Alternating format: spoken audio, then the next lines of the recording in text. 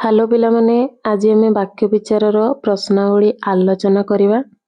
प्रथम क्वेश्चन देखिबा वाक्य काहाकू कुहा जाए उदाहरण सह दर्शाओ।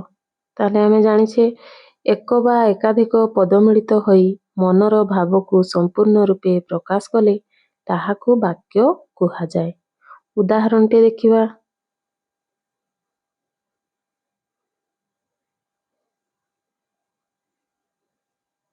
महात्मा गांधी सर्वदा सत्य कहूथिले। एठारे महात्मा गांधी सर्वदा सत्य कहूथिले इत्यादि पद गुड़िक मिलित होई पूर्ण भाव प्रकाश होइथिबारु एहा गोटे सार्थक वाक्य कुहाजिबो। नेक्स्ट क्वेश्चन सार्थक वाक्यर की लक्षण थाए? गोटे सार्थक वाक्यर 3 गोटी लक्षण थाए यथा योग्यता, आकांक्षा और आसक्ति। 3 नंबर क्वेश्चन वाक्यर योग्यता कौन बुझाए प्रकाश कर। वाक्य रे व्यवहार करा जाइथिबा पद गुड़िकर पारस्परिक संबंध को योग्यता कुहा जाए। यथा बालकटी निया पिउछि। एही उदाहरण रे बालकटीर निया पीबार योग्यता नाही कारण निया गोटे पानीय नुहे किंतु बालकटी खेलुछि। एहा गोटे सार्थक वाक्य काहेकि ना आमे जानिछे एही वाक्यर योग्यता अछि। नेक्स्ट क्वेश्चन आसक्ति कोण उदाहरण सह दर्शाओ। वाक्य रे थिबा पद योजना बा सौंदर्य होउछि आसक्ति। यथा रावण को सीता को राम लंकारु कोले उद्धार मारी। किछि बुझा पड़ू नाही एटी काहेकि ना यार पद योजना रे किछि एपट सेपट रही जाउछि सजड़ा सजड़ी ठीक से हेइनी जोथि पई हमकु वाक्यटी शुद्ध लागू नाही। ताले शुद्ध किपर लागिबो जदि एमिति हेइथांता ताहले हमकु शुद्ध लागि थांता राम रावण को मारी लंकारु सीता को उद्धार कले।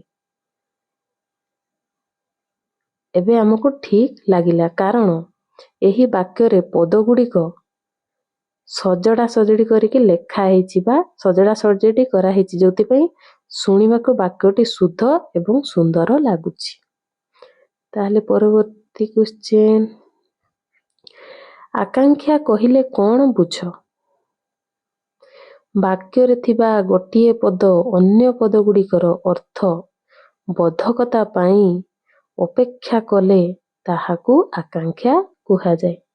हमें जानिछे आकांक्षा को अपेक्षा मध्य कुहा जाई पारिबो।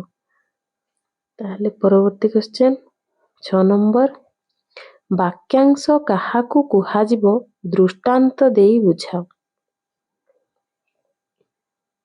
वाक्यांश कहिले गोटे वाक्यर अंश आउ वाक्यर बुझा पड़ुथिबा निर्दिष्ट अंश को बा निर्दिष्ट केतोटी पद संहति को वाक्यांश कुहा जाए।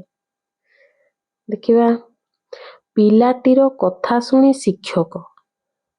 पिलाटीर कथा सुनी शिक्षक कोन ये गोटे पदर अंश बाबा सॉरी वाक्यर अंश आ गोटे अंशर आवश्यकता रहुची ए वाक्यटी पूर्ण वाक्य नुहे एहाकू पूर्ण करिबा निमित्त आ गोटे पदर आवश्यकता रहिछि तेणु यह संपूर्ण हेई नाही। ताहले केमिति संपूर्ण होबो पिलाटीर कथा सुनी शिक्षक आनंदित हेले। ताहले एबे आ गोटे पदर जो आवश्यकता थिला ताहा पूर्ण हैला एबे वाक्यटी पूर्ण हैला। नेक्स्ट क्वेश्चन 7 नंबर खंड वाक्य काहाकू कुहा जाए। समस्त वाक्यर समापिका क्रियायुक्त अंशटी को खंड वाक्य कुहा जाए। यथा जेउ माने मिथ्या कुहंती कोन जेउ माने मिथ्या कुहंती जेउ माने मिथ्या कुहंती कोन ଏହି ଉଦାହରଣଟିରେ କର୍ତ୍ତା ଓ କ୍ରିୟା ଥିଲେ ମଧ୍ୟ ଏହା ମନୋଭାବକୁ ସମ୍ପୂର୍ଣ୍ଣ ରୂପେ ପ୍ରକାଶ କରୁନାହିଁ। ଏଥିରେ ଆମେ ଯେଉଁମାନେ ହେଉଛି କର୍ତ୍ତା, କୁହନ୍ତି ହେଉଛି କ୍ରିୟା, କିନ୍ତୁ ଆମକୁ ସମ୍ପୂର୍ଣ୍ଣ ରୂପେ ଆମ ମନୋଭାବକୁ ପ୍ରକାଶ ଆମେ କରୁନାହୁଁ। ସୁନ୍ଦର ଶୁଭା ଯାଉନାହିଁ, ଠିକ୍ ଥିଲେ ମଧ୍ୟ ଆମକୁ ସମ୍ପୂର୍ଣ୍ଣ ଲାଗୁନାହିଁ। ତେଣୁ ଏହିଭଳି ବାକ୍ୟକୁ ଖଣ୍ଡବାକ୍ୟ କୁହାଯାଏ। ନେକ୍ସଟ କ୍ୱେଶ୍ଚନ 8 ନମ୍ବର, ବାକ୍ୟ ଓ ଖଣ୍ଡବାକ୍ୟ ମଧ୍ୟରେ ପାର୍ଥକ୍ୟ ଦର୍ଶାଅ। ବାକ୍ୟ କ'ଣ ଆମେ ଜାଣିଛେ? ଏକ ବା ଏକାଧିକ ପଦ ମିଳିତ ହୋଇ ମନର ଭାବକୁ ସମ୍ପୂର୍ଣ୍ଣ ରୂପେ ପ୍ରକାଶ କଲେ ତାହାକୁ ଆମେ ବାକ୍ୟ କହିଥାଉ। କିନ୍ତୁ ସମସ୍ତ ବାକ୍ୟର ସମାପିକା କ୍ରିୟାଯୁକ୍ତ ଅଂଶଟିକୁ ଖଣ୍ଡବାକ୍ୟ କହିଥାଉ। ନେକ୍ସଟ କ୍ୱେଶ୍ଚନ, ବାକ୍ୟ ପାଇଁ ଆକାଂକ୍ଷାର ଆବଶ୍ୟକତା କିପରି ଅଛି ଉଦାହରଣ ସହ ଦର୍ଶାଅ।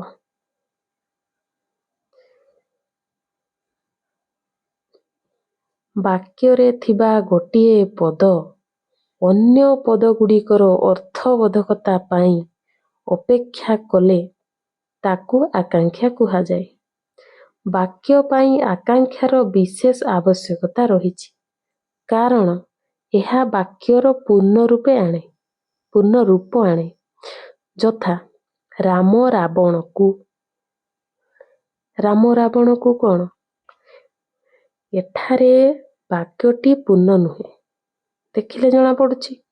ଏହା ଅନ୍ୟ କିଛି କଥାକୁ ଅପେକ୍ଷା କରୁଛି। ନିହାତି ଏହାର ପୂର୍ଣ୍ଣତା ନିମିତ୍ତ ନିମ୍ନୋକ୍ତ ଭାବେ ଏହାକୁ ଲେଖାଯାଇପାରିବ। କିପରି ଲେଖାଯାଇପାରିବ? ରାମ ରାବଣକୁ ବଧ କରିଥିଲେ। ତାହେଲେ ଆମର ବାକ୍ୟ ବିଚାରର ସବୁ ପ୍ରଶ୍ନ ଉତ୍ତର ଆଲୋଚନା କରିଦେଲେ।